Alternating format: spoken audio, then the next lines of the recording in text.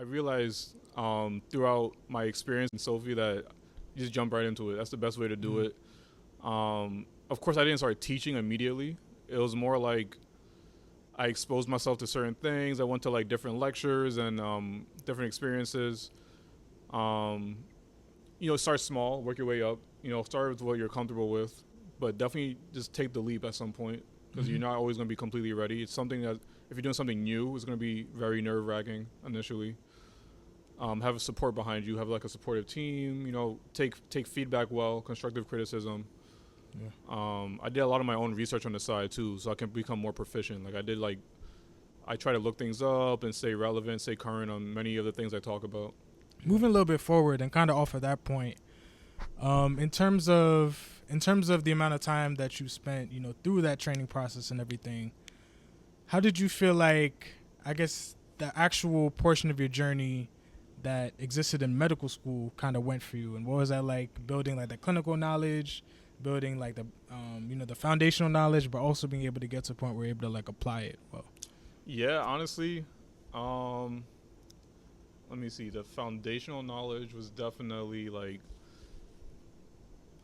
important, but like it's funny because like it's like learning a language. I feel like med school is like learning the language, and then maybe M3, M4, but definitely residency is actually doing it. Like once you graduate, you realize you don't know anything. You don't know anything. Like like medications and like the path. You know how mechanisms work. And like the book smarts. But like when you get outside, you don't know anything, bro. And it's like I don't know. It's just like different. There's a lot of nuance to everything. Every patient is a whole different like picture. Like I think in med school too, like because you're learning by organ, like organ system by organ system, it's very isolated. But in real life, you have to take everything. You have to look at everything and how everything relates. Yeah. And it becomes easier with time. Like you start developing pathways in your brain, and then you start making connections. It just gets easier. But I think med school is definitely good for foundational learning. M3, M4 is like when you start transitioning into that new mindset of actually applying everything. Let me see. But yeah, I think the foundational stuff, I feel like it gets like the first aid gets thicker every year, man. So I'm like, I can tell you firsthand. First aid the 2024 like, textbook. Yeah, it's like I don't even know, man. Like they expect you to know so much now, and then the tests keep changing. Like step 1 is like pass fail now. Yeah. Step 3 I heard is going to be pass fail. Really? Maybe. Yeah. I saw that somewhere. Okay. So like everything's just changing, and like the way they phrase the questions too is all different because everybody knows too much, so they keep changing things that we don't really expect.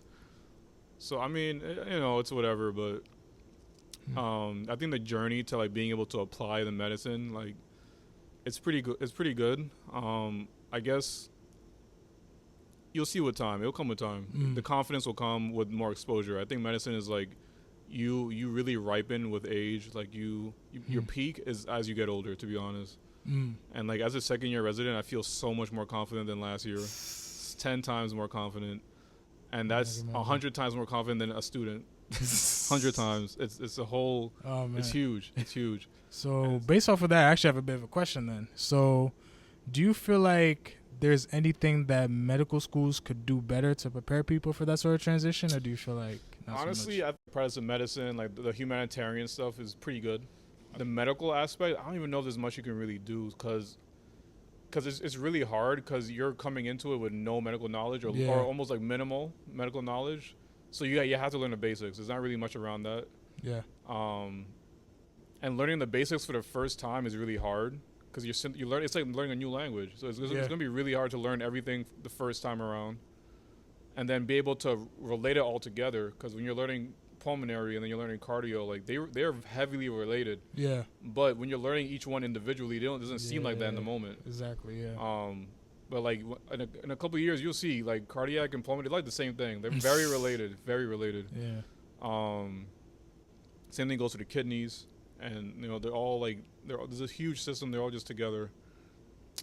I think what helps a lot in medical school is like teaching, like the students teaching, like giving kind of like those PBL where we like had a topic to present. I think that helps a lot because when you present something or you teach something, you're forcing yourself to know it, Yeah. and you have to know it to be able to present it. So like that's like a whole like learning strategy, which is really cool. I think so. I think that's good.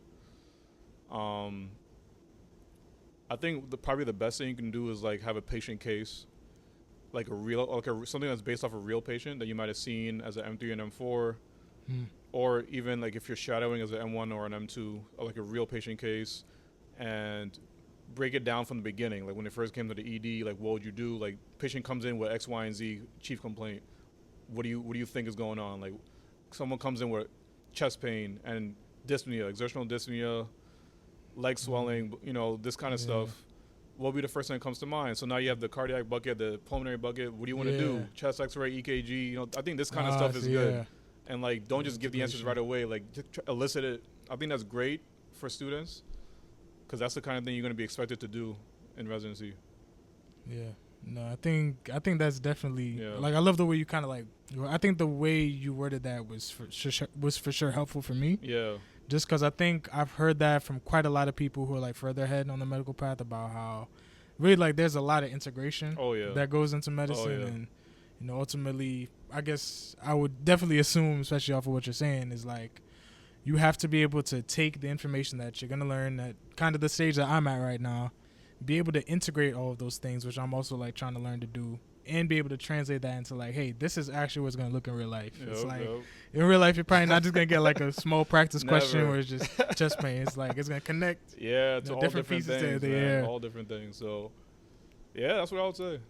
Yeah, that's definitely helpful. So going a little bit further, like the med school point, what do you feel like was one of the most impactful, if not the most impactful, maybe like lesson or experience you feel like you got from medical school? Med school. Let me see. I feel like I have a good amount. Like there's a couple of different ones.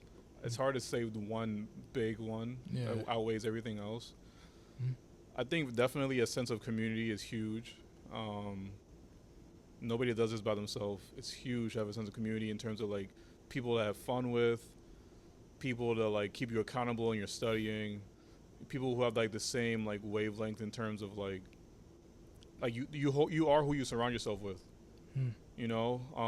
I was fortunate in that a lot of people in my class, we all were like very like gung ho in terms of like type A energy. We were all like always trying to like get publications and like we do research. Like we were always like just trying to do stuff and better ourselves. Yeah. We're always trying to like be very well-rounded people. And that energy kind of just rubs off and inspires you.